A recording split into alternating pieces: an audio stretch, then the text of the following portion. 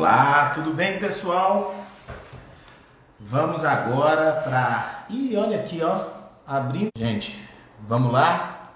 Abrindo aqui a live dessa semana. Agora eu estou fazendo live às quartas-feiras sobre um tema muito pertinente, um tema bacana, em que a gente vai poder discutir, conversar um pouquinho sobre compliance trabalhista e, além do compliance trabalhista, nós vamos falar de assédio moral e sexual nas relações de trabalho, o papel do compliance nisso.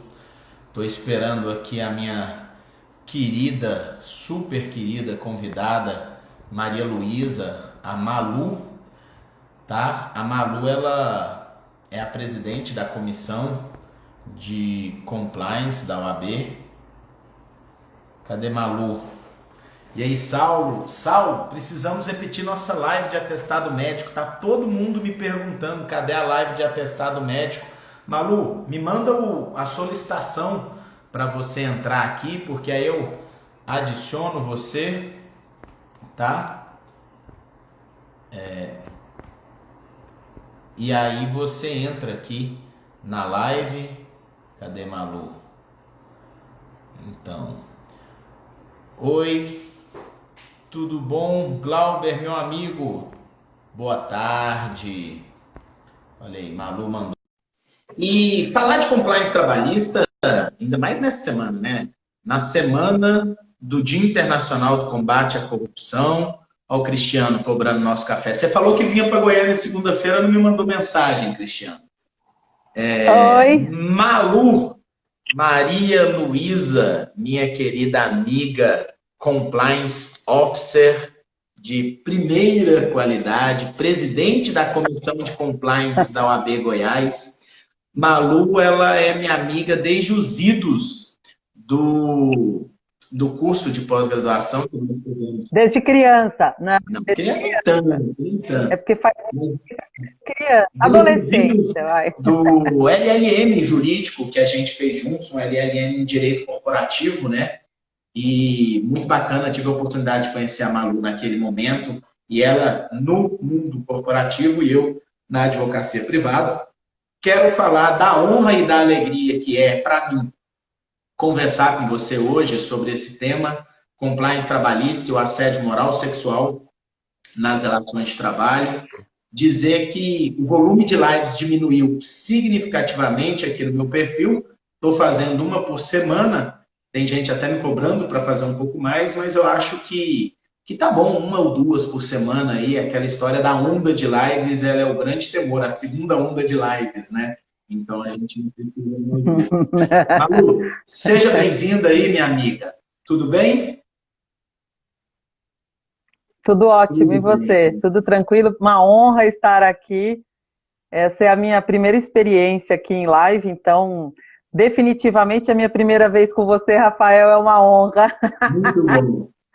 Então, tá muito, muito bom a gente falar sobre essa questão de assédio, independente de ser moral ou sexual. Realmente é muito importante num ambiente de trabalho e numa perspectiva de compliance. Mas eu queria fazer uma provocação a você primeiro, porque eu acho que a gente consegue fazer aí um bate-bola, você falando sobre o aspecto da visão jurídica e eu sobre a visão do compliance, a gente trocar essa ideia, né?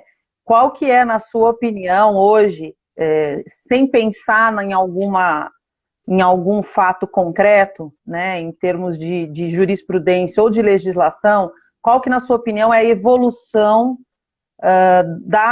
dos tribunais em termos do que é assédio e de que maneira isso é enxergado de uma maneira positiva ou negativa, enfim, como que você vê isso? Qual que é a tua análise? Bem, o tema ele é um tema que vem há muito tempo crescendo, né? Existe até uma defesa de uma sétima onda de proteção dos direitos, efetivamente, e a gente finalmente chega em uma proteção em que a gente começa a falar, do ponto de vista constitucional, de proteções que antes não eram enxergadas. E o assédio moral e o assédio sexual, apesar de a gente poder dizer que sempre esteve previsto, seja no Código Civil, ou seja na Constituição Federal, ele era enxergado como algo não só complexo de se comprovar, mas como algo que tinha um peso ideológico muito complicado, né? O que a gente, e não só do ponto de vista do assédio sexual, que é ainda mais pesado nesse sentido, a gente vê hoje a quantidade, o grande movimento que se existe e a comprovação de quanto é complexa uma situação de se falar em assédio sexual. Malu tá rindo aí da Lauren do Miziara. Miziara é meu fã. Ele entra, me chama de lindo, né? Mas eu sei que ele é um fã meu. Eu quero dizer, Miziara, que isso é um assédio da sua parte aí com relação a mim. Então, por favor, controle-se. Mas, na verdade, o Miziara é meu amigo e irmão que eu tanto admiro. Mas veja, voltando aqui a falar sério. Então, quando a gente vem no ambiente em que, há pouco tempo atrás, no Poder Judiciário, falasse em comprovação de assédio moral, assédio sexual, era algo quase improvável, Malu.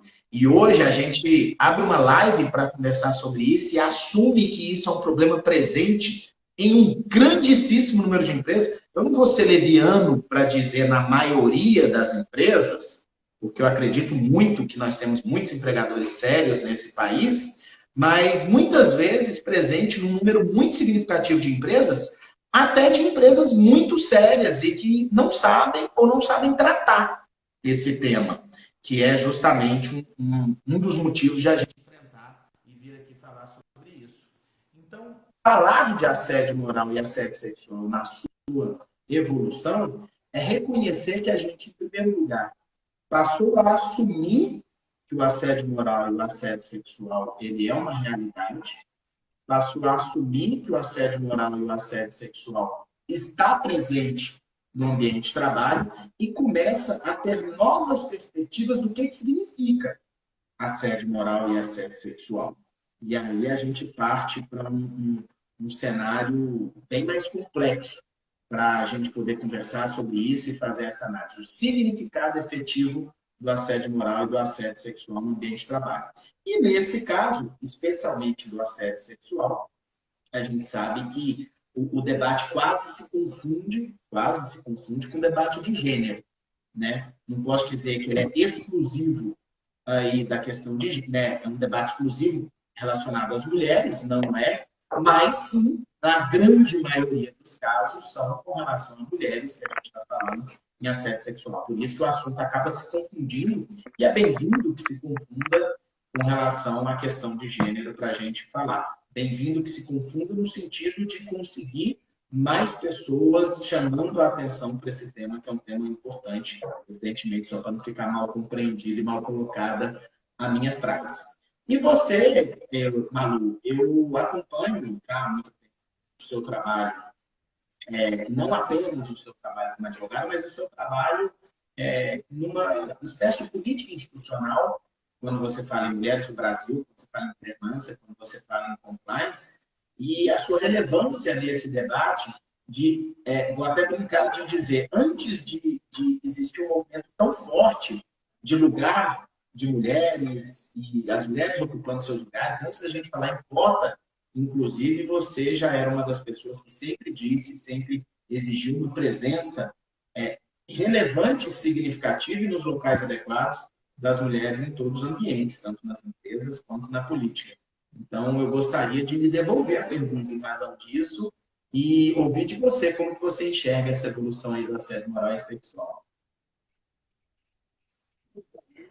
Então, eu vou começar colocando você numa saia justa, mas que é extremamente relevante para a nossa conversa, que foi a brincadeira que eu fiz na abertura, né? E a gente está falando de assédio sexual. Quando eu falo que a minha primeira vez em live é aqui, e eu sendo mulher e falando para você como homem, pode ser uma brincadeira. Mas e se fosse você falando para mim, e você fosse o meu chefe, por exemplo, de que forma eu poderia receber isso em público, né? Eu poderia me ofender ou não, enfim. É por aí que eu quero começar a discussão a respeito do compliance, né?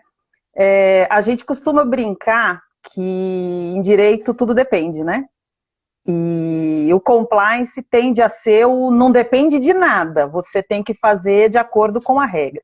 Mas quando a gente fala de assédio, tudo fica muito dependente da maneira como é a vivência de cada um, né? Da forma como você me conhece, pode entender como uma brincadeira, e de repente pode acontecer de ser um dia e aquilo tomar uma proporção enorme, tá? A respeito da questão feminista, e aí eu nem vou tanto entrar na questão de gênero em princípio, eu entendo que assédio é tudo aquilo que deixa o outro desconfortável, tá? E aí, independente de ser moral ou sexual, tudo aquilo que deixa alguém desconfortável numa relação de trabalho, a gente está falando de ambiente de trabalho, isso é assédio, desde que, aí sob a perspectiva do compliance, não seja verbalizado de alguma forma. Ou diretamente, olha, você falou isso e para mim isso não foi bom, nem sempre a gente tem essa liberdade, ou indiretamente, através de um canal de denúncias, ou de uma reclamação, ou falar para um amigo, olha, fulano está fazendo tá fazendo muita brincadeira, eu estou desconfortável, etc. E eu acho que a gente está perdendo uma grande oportunidade de fazer o que a gente está fazendo agora, que é um bate-papo honesto. Tá? A gente está vivendo momentos muito binários. E eu lembro, quando a gente há 3, 4 anos, talvez até um pouco mais, né? A gente discutia essa questão das cotas e não cotas, e quantas vezes eu já não fui parada na OAB e assim, eu quero cota de homem, eu quero cota de branco, eu quero cota de alto, eu quero cota de, sabe assim, como se a gente não tivesse discutindo algo que deveria ser comum, né? Deveria ser natural dentro do processo, tá? Eu não vejo a questão do assédio como uma discriminação, eu vejo muito como uma questão de comunicação. A maneira como as pessoas se comunicam, a maneira como as pessoas se sentem à vontade, até para dizer não gostei. Desculpa, agora você ultrapassou um limite, tá? E aí o papel do compliance é extremamente relevante em 2 motivos. O primeiro, para as pessoas saberem que elas têm um canal para expor, né? Olha, o Rafael falou de um jeito comigo, eu fiquei tão desconfortável, mas eu não estou à vontade para falar com ele. O que você me ajuda? E eu vou lá e falo, Rafael, para de fazer essa brincadeira. Não, mas é só brincadeira, olha, é brincadeira para você, mas pode ser que alguém não receba dessa forma. Não, mas quem que não gostou? Não importa quem não gostou, né? Se comunica de uma maneira que as pessoas fiquem mais à vontade. Esse é o papel do compliance. E o segundo papel, eu acho que é um de educação, né? De dizer, assim, sair do binário, sair do quadrado, né? Sair daquele certo ou errado, entender por que... E, Rafael, isso eu posso falar com tranquilidade, porque a gente se conhece, e aí eu vou cometer uma outra impropriedade, deixar você em saia justa, porque eu me lembro quando você ligou para mim e falou, Malu, eu não sei como fazer, me explica como que eu faço para melhorar a situação, por exemplo, de mais mulheres nos eventos, na OAB, na participação. Falei, então tá bom, e dali para frente a gente começou a fazer parceria, né? Então, a forma como você, agora vamos falar de gênero, a forma como você deu a abertura para entender aonde que eu me incomodo de não estar no teu processo, foi a melhor forma de eu me colocar no teu processo onde tem espaço. E hoje é natural. Hoje a gente conversa sobre isso com tranquilidade. Eu acho que o que falta em termos de compliance é exatamente isso. Eu entender que na tua posição você não aprendeu isso naturalmente, né? Agora eu estou generalizando, tá? As pessoas não aprenderam com naturalidade a enxergar certas coisas de uma maneira aberta. O próprio compliance não ele deveria ser natural, mas ele hoje é um aprendizado. E do lado de cá, e aí falando do assédio sexual, as mulheres perceberem que existe talvez uma terceira via. Não são só duas vias, a sua e a minha. Existe uma terceira via onde a gente consiga trazer isso de uma maneira mais adequada dentro da empresa. Como? Entendendo essa linguagem, entendendo de que maneira, por que chegou nesse ponto. E mais que isso, qual que é a resposta adequada que eu dou para isso? Porque, no fundo, a gente vê vários escândalos, e aí agora eu não estou falando de assédio propriamente, mas estou falando de riscos. Existem vários problemas onde a gente enxerga que faltou uma terceira via, faltou um preparo, enfim, faltou várias coisas. Veja, eu não estou discutindo a questão patológica, tá? Eu estou falando daquilo que não é patológico, porque existem pessoas doentes. Tá? Eu já vi muitas vezes, nos meus tempos aí corporativos, pessoas doentes. Homens doentes e mulheres doentes. Homens que assediam de maneira doente, doente mesmo, tá? E assim, a gente tem um pouquinho mais de idade, né, ou de experiência na vida, a gente já viu em outros tempos, em tempo que podia passar a mão, que aquilo ali era normal. Hoje não pode nem falar, que dirá passar. Então, assim, a gente já viu mudanças culturais muito sérias, do mesmo jeito que tem mulheres que também agem dessa forma, tá? Então, é muito complicado como a gente vai atuar em termos de compliance. Mas é com educação enfim, é com calma, né? Principalmente com calma. É tentar agir e não reagir. Olha só, Manu, você falou Entendeu? tanta coisa interessante que eu quero falar sobre isso. Acho que eu nem vou conseguir acompanhar todo o raciocínio, mas tem alguns pontos que estão aqui pulando na minha cabeça que eu acho que a gente precisa falar. Primeiro, eu acho que você tocou num assunto interessante, que compliance, ele é comunicação, né? É engraçado porque, frequentemente, algumas pessoas hoje me procuram, e eu lembro quando eu assumi a vice-presidência da Comissão Nacional de Compliance, em que você ligou para mim e falou: o que você está fazendo aí? Né? Tipo, o que você está fazendo aí na vice-presidência da Comissão Nacional de Compliance? Mas não, de boa, de boa.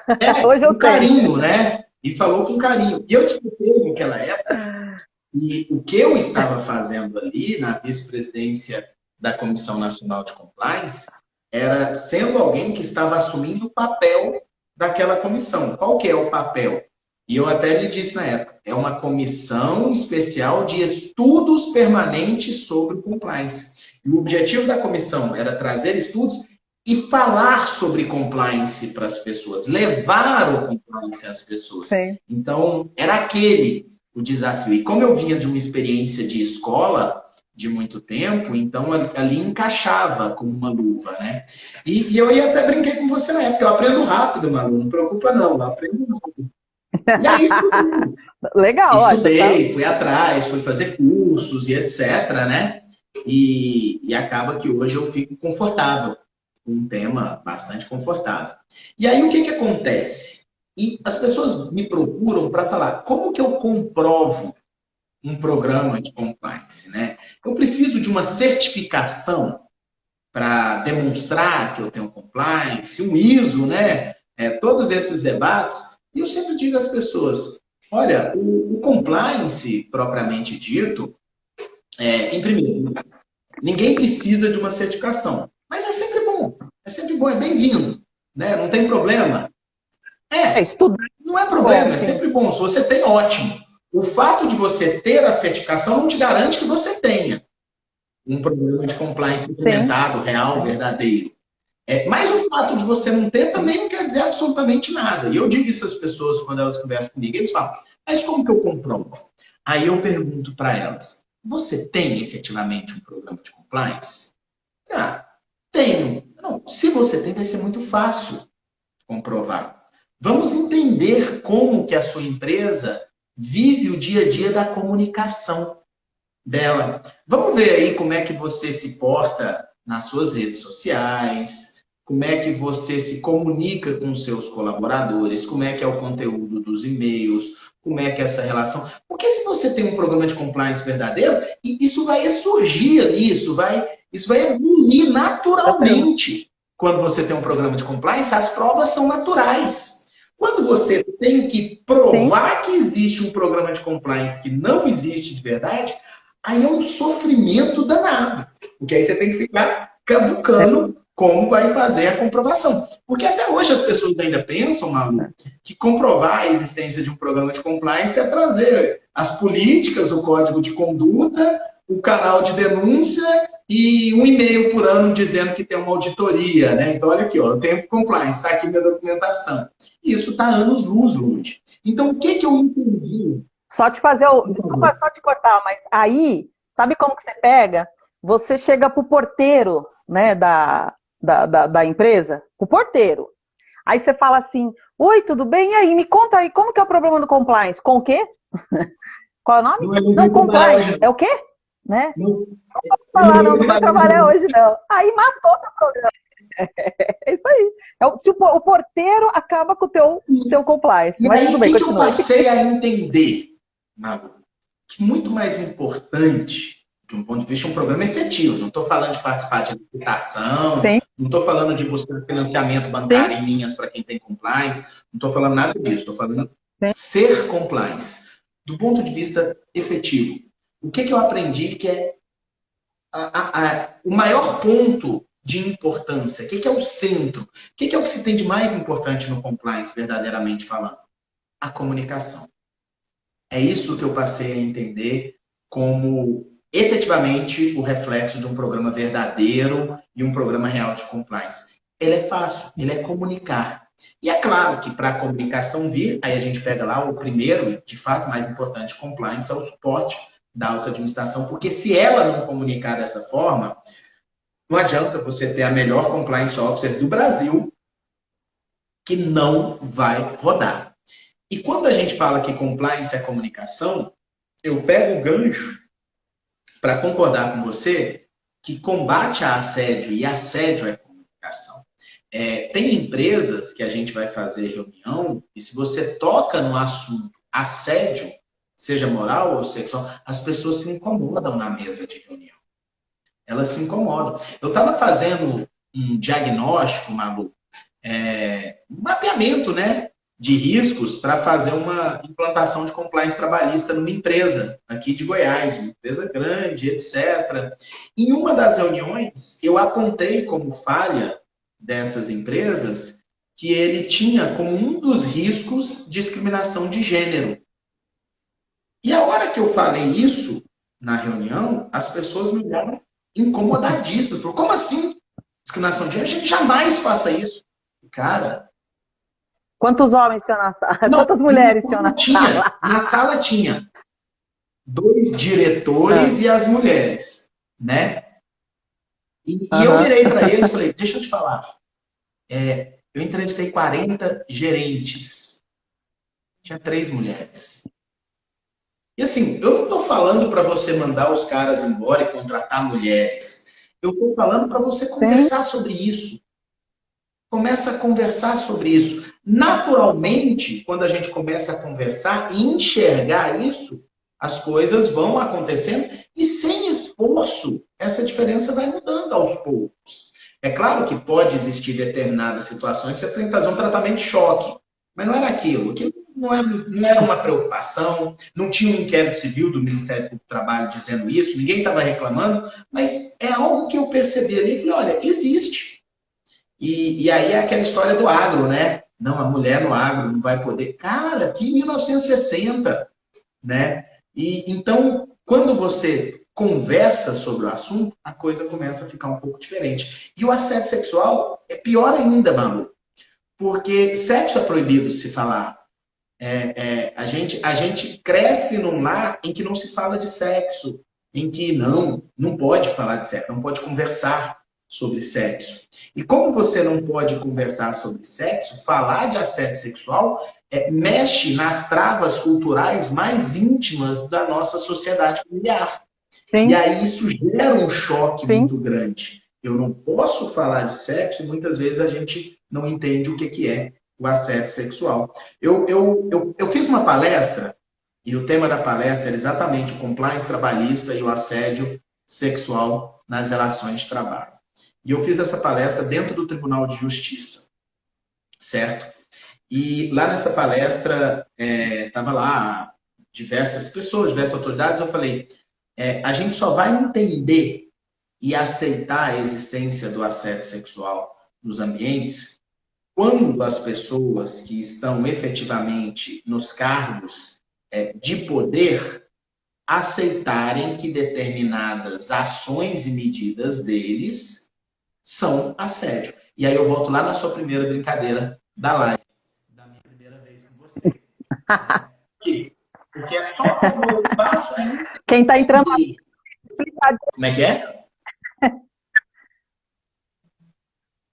Tem que explicar, porque quem está entrando agora vai pegar andando, já vai, amanhã a gente já está lá com mais Goiás. Quando a gente abriu a live, a Malu falou, nossa, Rafael, tenho certeza que a minha primeira vez com você vai ser ótima. Alguma coisa assim que ela falou. E ela concluiu. Se fosse eu falando isso para a Malu como piada, a reação poderia ser diferente, né? E a Malu deve ter observado que quando ela falou isso para mim, o que eu fiz? Eu simplesmente ignorei. Você viu? Eu não perguntei. Eu simplesmente ignorei. Porque nas redes sociais a gente aprende a fazer um filtro. Eu estava fazendo uma live há um tempo atrás, uma colega advogada, uma grande amiga, Joana, lá da Bahia, sabe? Ela é incrível, ela é uma mulher muito inteligente, ela é bonita, e uma live bem legal. E a gente estava lá no meio da live e entrou uma pessoa na live e falou assim, nossa, que professora linda. Ok, né? Passou. Passa um pouquinho e fala, não consigo nem prestar atenção, ela é linda demais. Passa um pouquinho, ele falou mais alguma coisa, passou um pouquinho e falou de novo. Eu tive que parar a live e a Joana, eu nem sabia se ela estava incomodada com o assunto ou não, mas eu tive que parar a live e falar pro cara, pelo amor de Deus, a mulher está aqui com um conteúdo incrível. Ela está aqui com um conteúdo incrível e você está falando o tempo inteiro que ela é linda, não consegue prestar atenção porque ela é linda, ela é linda. Cara, ela é linda, ponto. Bacana, é um elogio. Todas as mulheres gostam de saber que são lindas, gostam de se sentir lindas. Mas a primeira vez que você falou isso já atingiu o objetivo. Quando você fica repetindo, você está constrangendo. Aí constrange quem está acompanhando a live, constrange quem está fazendo a live, constrange até quem está... O cara consegue pegar um elogio e transformar em algo que beira, ou se é que não é, não sei, um assédio nesse sentido. E quando a gente começa a falar e explica, olha, isso é assédio, e as pessoas começam a entender que aquilo é assédio, elas começam a se policiar. Porque tem muita ignorância no assunto também, Malu, de não compreender que determinados atos representam o assédio e representam o assédio moral ou sexual. É a famosa diferença da cantada e do assédio. Então, esses limites têm que ser impostos, né? O professor Luiz Fabre, achei ele incrível também, muito engraçado. Ele tem uma tirada que ele fala que todo homem pensa que é Dom Juan, né? E aí ele canta a menina, ela fica com vergonha, não responde, sorri, ele já pensa que o sorriso é um convite para insistência infinita, para ele sair com ela. E as pessoas têm que entender. E é só comunicando e conversando. E para isso a gente, no programa de compliance, tem que pensar sempre. Comunicação, treinamento, canal de denúncia efetivo, investigação efetiva do programa de compliance. E aí eu queria jogar essa bola para você de volta, te fazendo uma pergunta um pouco mais técnica, e a gente entrando propriamente agora, em como que as empresas podem construir essa comunicação, esse treinamento e estimular verdadeiramente o canal de denúncia no compliance para poder ser uma ferramenta efetiva de colaboração para o combate ao assédio moral e sexual? Antes de falar disso, eu queria só tocar num assunto, só para completar o que você estava falando, que eu acho que a gente vai acabar evoluindo para uma espécie de feminismo 2.0, né? Eu acho que tudo na vida você tem os dois extremos até chegar no equilíbrio. Sem dúvida nenhuma, a gente está longe do equilíbrio e a gente está no extremo do binário, né?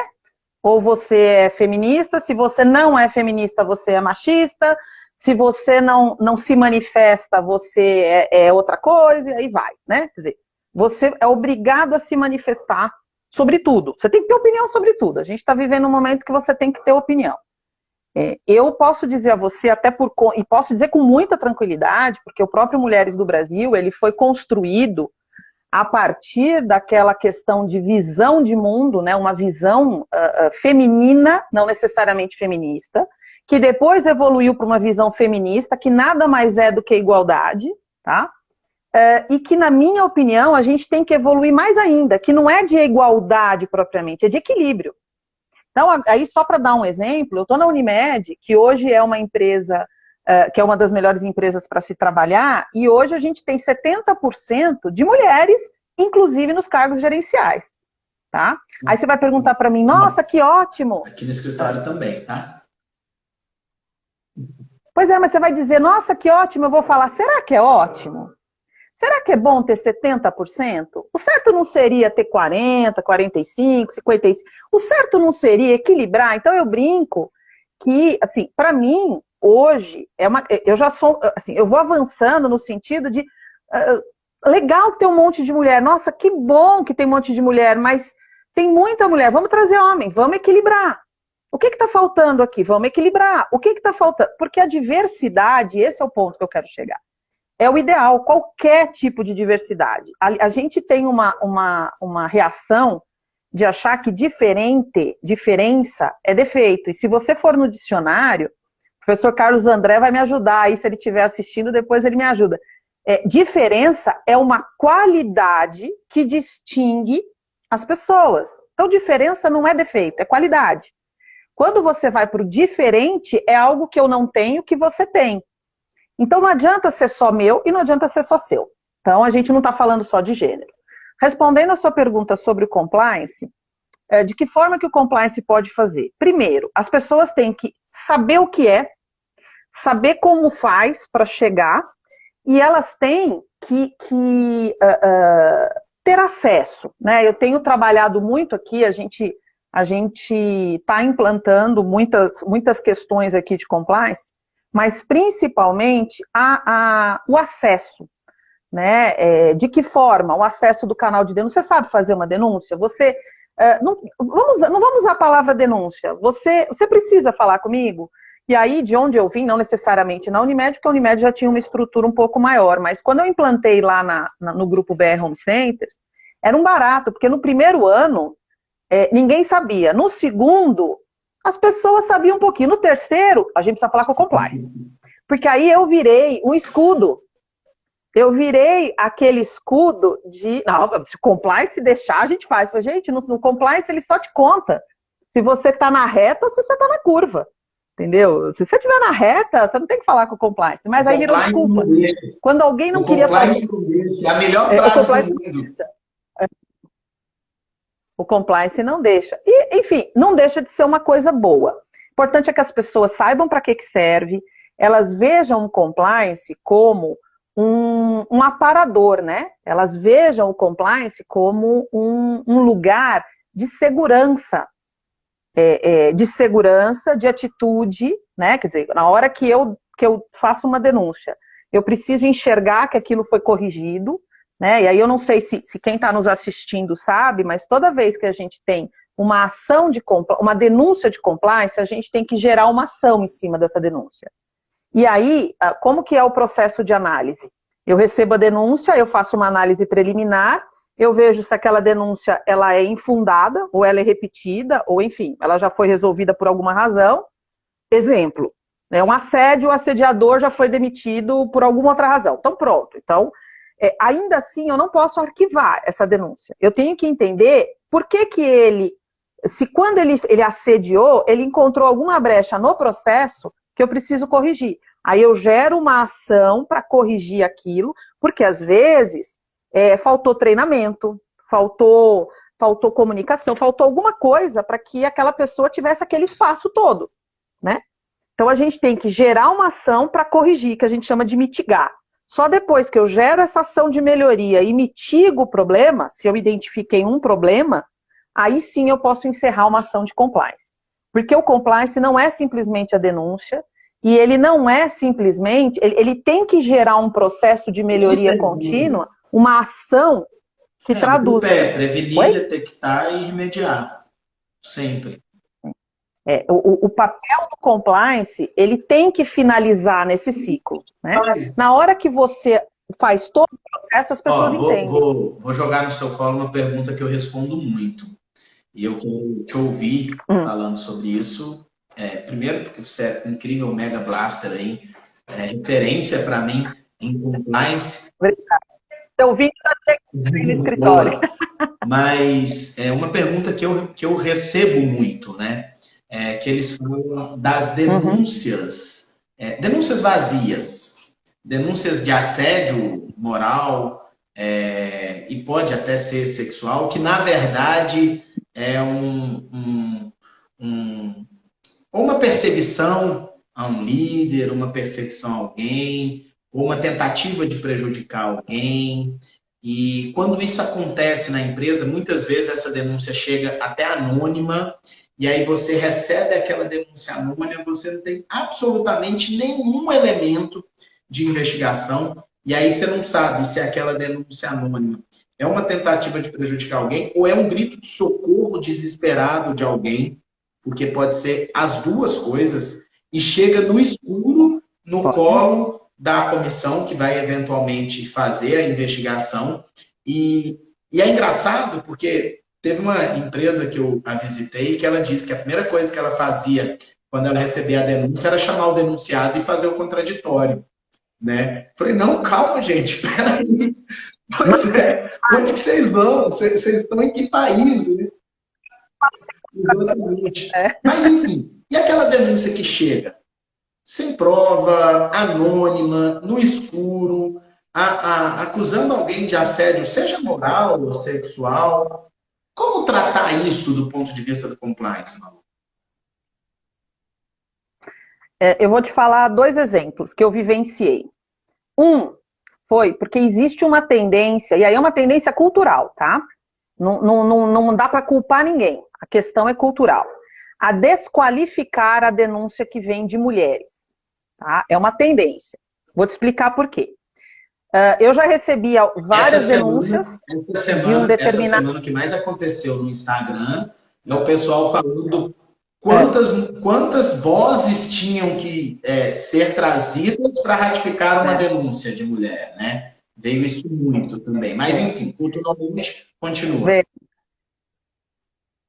Mas então, eu já recebi, por exemplo, trabalhava em lojas, né? A gente era uma varejista com várias lojas, aí sempre tinha figurinha carimbada. Aí tinha a denúncia daquele gerente ou daquele supervisor e etc. E era sempre desqualificado. Não, eu investiguei, o gerente regional sempre, não, eu investiguei, aquilo é infundado. Não. Quando foi na terceira vez, dei pra cara dele e falei, deixa eu entender uma coisa. O mesmo cara foi acusado 3 vezes por 3 mulheres diferentes e você ainda diz para mim que as mulheres têm algum problema? Não parou, vamos tentar só fazer um exercício para entender, será que tem alguma coisa nisso, entendeu?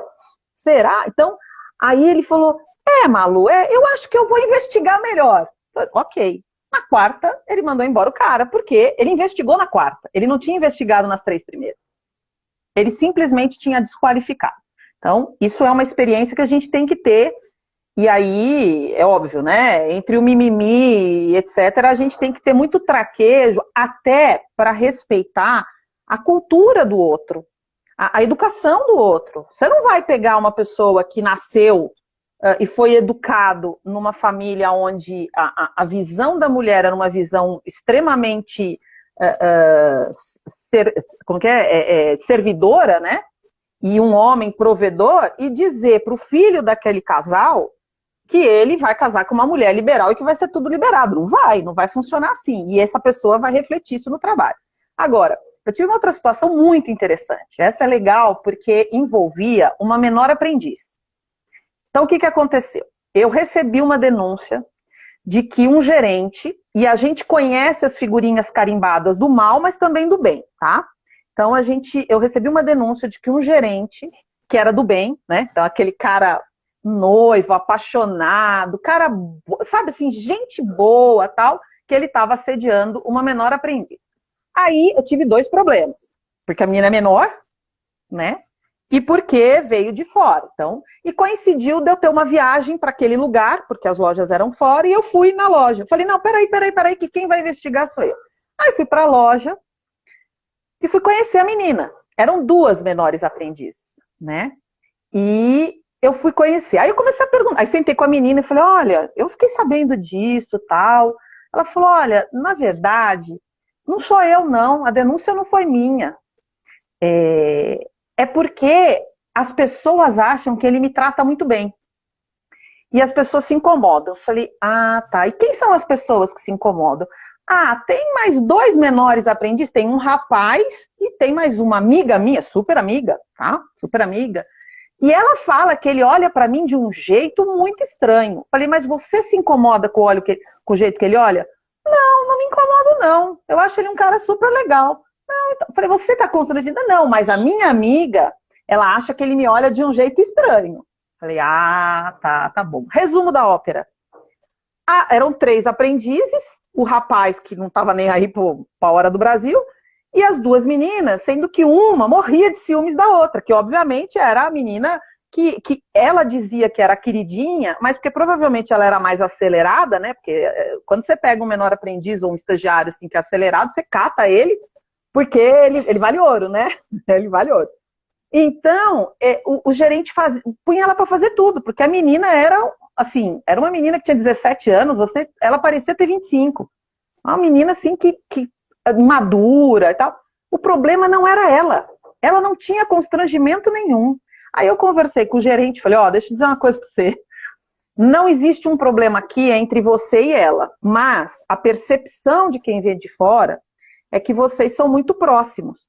Então, vamos fazer o seguinte, dá atenção para outra, dá serviço para outra se sentir importante, para ver se equilibra, né? E dali para frente resolveu. Agora, esse é o tipo de questão, talvez, se eu não tivesse ido na loja, conversado com a menina, entendido o processo, ou que eu não conhecesse o gerente, pode ser que provavelmente eu tivesse uma interpretação quadrada, né? E não era verdade, realmente não era verdade. E o compliance, aí vamos falar só um pouquinho da figura de quem é o compliance officer, tem que ser uma pessoa que esteja preparado para exatamente lidar com essas variáveis, né? Porque tem maluco para tudo, mas tem maluco que faz e tem maluco que não faz. A gente realmente precisa ter uma tônica muito madura nessas horas, não é fácil, tá? Não é fácil. Mas com o tempo a gente descobre. Com o tempo a gente vai ajustando. Olha só, tem uma provocação, pergunta, mais provocação que não uma pergunta, da Ingrid aqui. Eu sei já o que você vai falar, talvez você mesmo fale ou eu explico. Que ela falou assim, não entendo essa colocação. Se ele cresceu com uma educação equivocada, ele deve mudar. Me parece, Ingrid, que na verdade o que a Malu disse, a Malu me corrige se não foi isso, é que você tem uma pessoa culturalmente diferente, que era aquela história do pai e da mãe, e aí ele chega e você fala, vai ser assim. Essa pessoa culturalmente que cresceu num ambiente cultural diferente, ela precisa, antes de você impor alguma coisa, ela precisa de ser esclarecida, ser treinada e a comunicação mostrar a ela o que significa aquelas atitudes dele. Porque esse choque, sem explicar a atitude, ele é um choque que não vai resolver o problema. Por isso que a gente está aqui, lá no início, falando que compliance, que combate a assédio, ele passa, acima de tudo, por essa comunicação.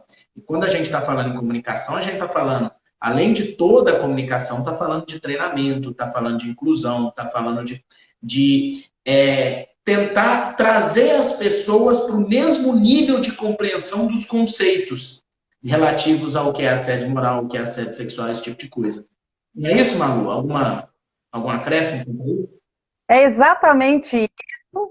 E aí, só falando para a Ingrid, a questão da comunicação, muitas vezes, a gente se atém a quem está falando. Mas boa comunicação é aquela que chega para o receptor da maneira como ele compreende o que quem estava falando entendeu. Então, se eu digo uma coisa para você e você traduz de uma maneira diferente do que eu quis dizer, a falha não é sua, a falha é minha de não ter me comunicado de uma maneira adequada à maneira como você recebe. Então, quando a gente fala de comunicação e a gente fala das pessoas, fala, as pessoas têm que mudar. Sem dúvida nenhuma, a gente tem que mudar, mas a gente tem que mudar e não muda, então por que eu vou esperar que o empregado mude, né? O meu papel dentro de um sistema, e aí é o meu papel como qualquer gestor, é que o sistema seja equilibrado com as pessoas que estão lá, porque às vezes o cara é um baita de um técnico, ou a moça é uma baita de uma técnica, é uma pessoa que operacionalmente ela é boa, mas no final é uma pessoa que tem suas limitações. A obrigação é minha, não é do outro. É óbvio que se o outro não melhorar, ele vai apanhar, mas aí ele vai apanhar no relacionamento pessoal, ele vai apanhar com os amigos, ele vai apanhar da vida, entendeu? Mas quem sou eu para poder bater nele? Não, eu tenho que trazer ele para o sistema de uma maneira equilibrada.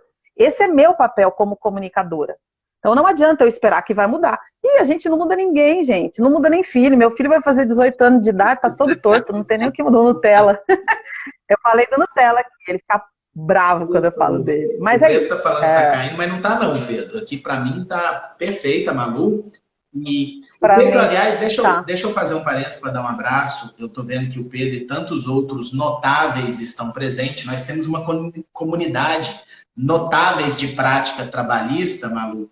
E não sei se tem muitos notáveis aí. Se tiverem, fica meu salve. Hashtag os notáveis para quem estiver presente aí. Malu. A Ingrid falou que ele tem que apanhar no trabalho. Tem, Ingrid, tem que apanhar no trabalho, sim. Mas a forma que ele tem que apanhar não é a gente batendo. Até porque o ambiente de trabalho, o meu papel, aí não é o meu caso como compliance, mas o papel da gestão de pessoas é exatamente trazer o equilíbrio do sistema. Né? É muito mais fácil nesse sentido.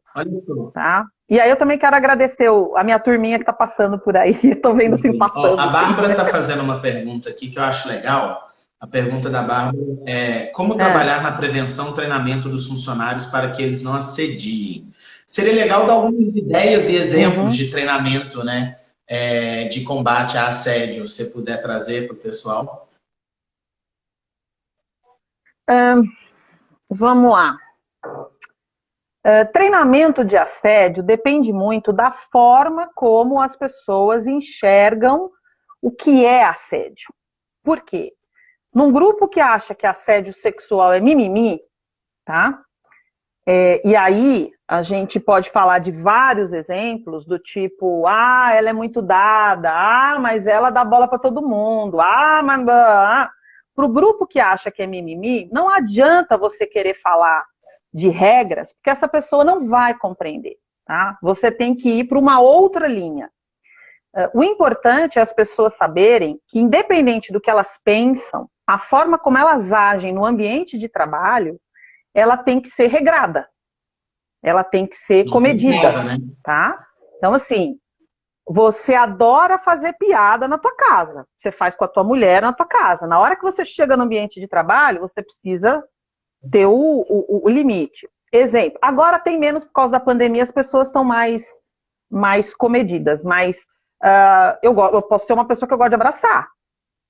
Né? De repente, eu sendo mulher e gostar de abraçar é uma coisa. Agora, vai que você é um homem que adora abraçar todo mundo. Pode ser que alguém que não gosta muito de abraço veja o seu abraço de uma forma mais exagerada, sabe? Então, vai muito. Você tem que dar exemplos para as equipes e explicar para as pessoas situações, ou criar situações como essa brincadeira que eu fiz com você no começo, que eu te pego desprevenido. Eu já vi, por exemplo, situação de uma reunião, que estava todo mundo sentado, e a pessoa entrou, eu não sei se era o palestrante ou o que era, já entrou e falou, tá gostosa essa daí, hein? Todo mundo ficou chocado. Aí teve o que riu, né? Aí teve o que não sei o quê. Na hora que você faz um negócio desse, você fala, tá vendo?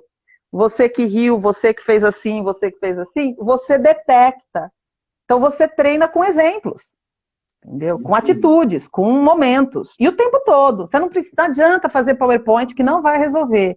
E mais, eu preciso ter empatia para saber quem é você, de onde você veio e quais são as suas limitações, que não são limitações de defeitos, são limitações porque você nasceu diferente, você conviveu diferente. Eu sou paulista, você é goiano, né? Não sei se é goiano. É, goiano. Eu sou paulista. Eu me mato de falar trem e ninguém acredita. Todo mundo sabe que eu sou paulista porque o meu trem não tem jeito. O meu trem veio de São Paulo. Então a minha... não é um trem, é uma coisa, né? A minha vivência é uma vivência diferenciada. Então, eu posso ser carioca, eu posso já sair abraçando todo mundo. Depende muito, né? Depende. Depende, mas tem determinadas ações, posturas e reações que não dependem. Nossa live está caminhando para o final, falta 8 minutos, e eu vou jogar uma bomba na sala e sair correndo. Ixi. Vou jogar uma bomba na sala e sair correndo. Ó, quero agradecer a todos os notáveis aí que jogaram hashtag os notáveis. Falar para todo mundo que em janeiro a gente abre uma outra turma dos notáveis prática trabalhista. Fiquem de olho. Aí vai ser muito legal. Mas olha a bomba que eu vou jogar na sala. Não que eu esteja falando de algum caso concreto. Imagina, jamais. Nunca na vida, né? Mas imagine um colaborador de uma empresa que faça um vídeo que faça um vídeo de nudez na internet. Desnecessário. Numa exposição horrorosa ali de uma pessoa que ele tem intimidade. Certo? Isso bomba na internet. Isso bomba na internet. Todo mundo começa a comentar sobre aquilo. E essa empresa, ela resolve reagir. Do ponto de vista do compliance, qual seria a melhor reação da empresa, Malu? Vamos lá. Eu não demitiria. Vou te dizer o que eu faria para ser bem rápida. Eu ia jogar a bomba na sala e você jogou? Não, então assim, veja, eu tenho uma oportunidade nas mãos de corrigir essa pessoa, tá? Se é uma pessoa que muita gente conhece, se é uma pessoa que é referência, que fez uma tremenda de uma besteira, depois das 11 eu digo o que ele fez, mas assim, a porcaria, tá? Eu vou pegar esse homem que besteira a gente faz. É imperdoável, gente, vamos pegar essa pessoa. O que eu faria? Eu diria para ele, meu amigo, é o seguinte, agora você está na minha mão. Eu pago o teu boleto, mas você vai ficar 1 ano suspenso. Um ano você vai... Eu sou tua dona durante 1 ano. Nesse 1 ano, você vai fazer todos os seus trabalhos voltados ao combate à violência contra a mulher. Você vai virar o ícone do arrependimento eficaz, né? Falando de direito. Você vai virar o ícone do arrependimento eficaz. Você vai simplesmente... participar de live, tudo que disser respeito ao teu arrependimento, você vai exatamente falar para os outros. Você vai ensinar os outros o que você aprendeu. Então, eu não colocaria essa pessoa na rua, é óbvio que eu puniria, mas eu não colocaria essa pessoa na rua, porque, primeiro, eu tenho que educar ele, para ele entender que ele tinha que ter pensado antes no que ele fez. Porque o que me incomoda muito é o que passa na cabeça de uma criatura dessa para fazer uma besteira dessa.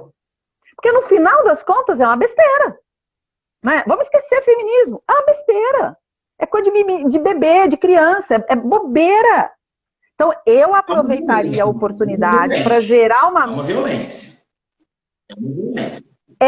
Eu não estou tirando o ato. Eu não estou tirando o ato. Eu estou dizendo que isso seria uma grande oportunidade de converter ele numa forma dele ensinar os outros que o que ele fez foi impensado e foi uma tremenda besteira. Foi um crime. No final foi um crime. Mas qual que é o problema em eu aproveitar isso para poder mostrar para as pessoas que até alguém que eu admirava, até alguém que era perfeito, cometeu uma falha, qualquer que seja. Aí eu estou falando de uma maneira geral. Né? A gente tem a mania de querer punir. vamos combinar que o tribunal das redes sociais, ele é implacável com os outros. Cancelado. Com os outros. Você quer ver uma coisa que eu fico chateadíssima? É dizer, olha, eu fiz besteira e eu peço desculpas a quem possa ter se ofendido. Uai, eu não pedi desculpa nenhuma. Uai, quem possa ter se ofendido é que vai, de repente, possa, a pessoa que se ofendeu. Mas eu não fiz besteira. No momento em que eu peço desculpas porque eu fiz besteira e eu vou me retratar e eu vou cuidar do meu erro, aí eu tomo a responsabilidade para mim.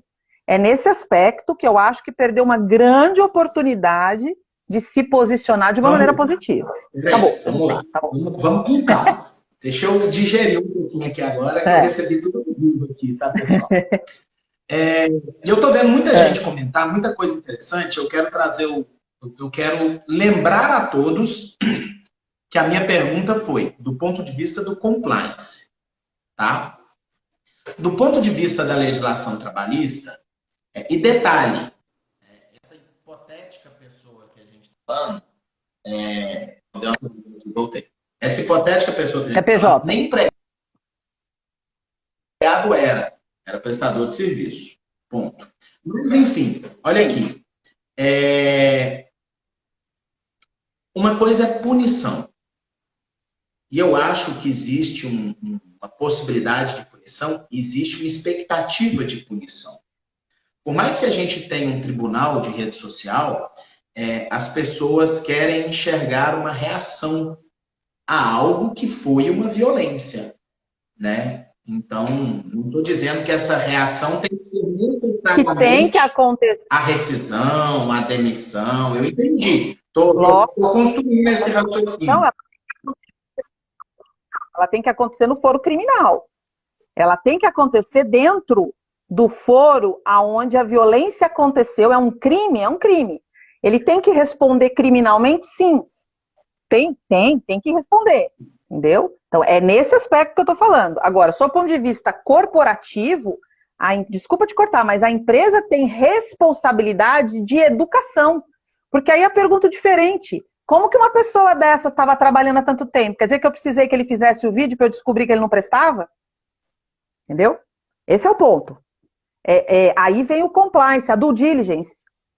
Né? Eu preciso que aconteça uma tragédia para saber que o meu processo de terceirização é mal feito? Precisa morrer alguém para eu saber que aquela pessoa que estava lá não era preparada para estar de segurança naquele supermercado? Então, esse é o ponto que eu estou colocando. A responsabilidade da empresa, ela é educativa. Então, o que aconteceu nessa empresa, qualquer que seja, que aquela pessoa se deu ao direito de agir daquela forma? A gente tem que começar a se perguntar. Respeito, entendo, acho que é bem interessante, mas olha só, não foi nem no ambiente de trabalho. Foi na vida privada dele, né, que isso aconteceu. Privada em termos, né? Privada pública da rede social. Mas o que eu quero dizer? Quando você pergunta o que aconteceu de errado na empresa, não aconteceu nada de errado na empresa, ele foi babaca por conta própria. Entende? Ele foi babaca por conta própria. Às vezes, na empresa, o sistema está ok. Eu entendi o que você quis dizer sobre o seguinte aspecto. Considerando a repercussão do caso e a importância pública dessa pessoa, eu poderia pegar alguém e utilizá-lo como exemplo e como ferramenta de reconstrução e de colaboração. E talvez isso tivesse, de fato, e é difícil pensar e raciocinar isso, mas talvez isso tivesse, de fato, uma utilidade muito maior do que simplesmente punir, né? Acho que é isso que você quer dizer. Pô, o cara mega famoso, o cara tá bombando, então vamos pegar esse cara que bomba e vamos virar a pessoa que tem que ensinar as pessoas que isso não se faz. Eu entendi, porque isso talvez reverbaria muito mais do que efetivamente simplesmente, ó, tá fora, tchau, você nunca mais faz um programa na vida, você nunca mais tem um contrato na vida, você vai arrumar um emprego parece que vai ser engenheiro em uma obra, porque na televisão e nas redes sociais você tá fora. acaba que a punição ela é desproporcional ao problema, porque ela vem de vários lados. E assim, é justiça com as próprias mãos, tá? Então a rede social tem isso. E aí eu vou só usar um exemplo, eu não vou falar do nome da pessoa, até porque senão vai dar a impressão de que eu estou fazendo propaganda da pessoa. Mas tem um youtuber muito famoso que eu, por exemplo, não deixava meu filho assistir. Eu não deixava, porque desisti. Eu achava ele um babaca. Aliás, ele é um babaca, mas muito, Malu. Tá? Só que nos últimos... Tá travando muito, eu não sei se é para mim. Eu tô te ouvindo. Só para mim, a conexão de um de nós dois tá ruim. Aí tá começando a travar. Mas volta lá. Um youtuber muito famoso que você não deixava o seu filho assistir. Oi? Então, o que acontece? Hoje, há 2 anos para cá, ele mudou de comportamento num nível de maturidade política, inclusive, e aí política eu digo de uma maneira ampla, não é partidária, de se posicionar em relação a questões relevantes em que eu passei a admirar, sabe? Esse cara, assim, ele tá usando o dinheiro dele a favor de se posicionar, porque cidadania tem muito a ver com isso. Então, o que eu quero dizer é, as pessoas mudam, e aí a Ingrid tinha falado, as pessoas mudam quando elas querem, ou quando elas aprendem, ou quando elas só tem 2 jeitos da gente aprender, é no amor e na dor. Então as pessoas mudam. Agora, só fazendo mais uma ressalva, não sei se você lembra na Copa do Mundo daquele vídeo, e aí o rapaz era funcionário da companhia aérea, tá? Então ele fez um vídeo ridículo lá no metrô da Rússia, aí foi mandado embora, como vários foram mandados embora. Então assim, porque me afeta, tanto é que eu não vou falar o nome da companhia aérea, mas todo mundo sabe qual é a companhia, mas ninguém lembra o nome do rapaz.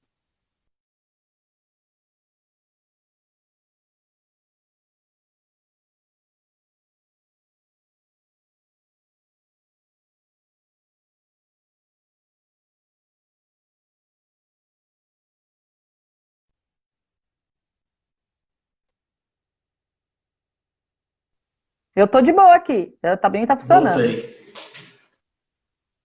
Então tá, Rafael, eu acho que era isso que a gente tinha. Não sei se já deu o seu tempo aí. Eu tô de boa, tô tranquila.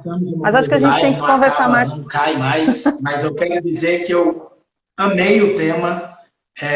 Vamos abrir outras lives falando dessa relação do compliance com o mundo do trabalho. Eu acho que é muito bacana. Eu sou um apaixonado nesses 2 assuntos.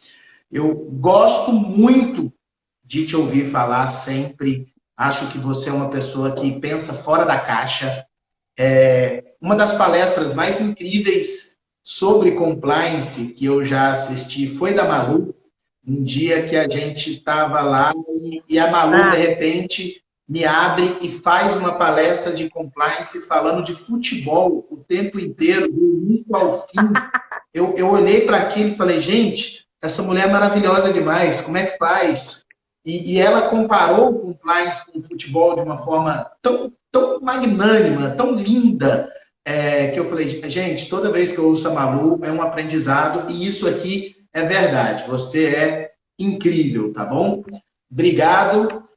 A felicidade da vida é a gente não concordar 100% em tudo sempre, mas aprender um com o outro sempre. Esse é o ponto e essa é a alegria que eu tenho. Sugiro às pessoas que Rafael, conheçam mais a Malu. Muito obrigada. A gente está travando, então nós estamos meio gago, assim, tá indo e voltando, né? Mas muito obrigada, é um prazer. Sabe que eu tinha um sonho de fazer uma live com você, viu, Rafael? Porque você é muito chique na rede social, viu? Então eu tô me sentindo super importante hoje. Obrigada. Obrigada mesmo. Não, te admiro pra caramba. Super já falei pra você que você sabe que se eu tô falando é porque eu já falei mal também. Eu tô de boa. Muito obrigada, viu, querida?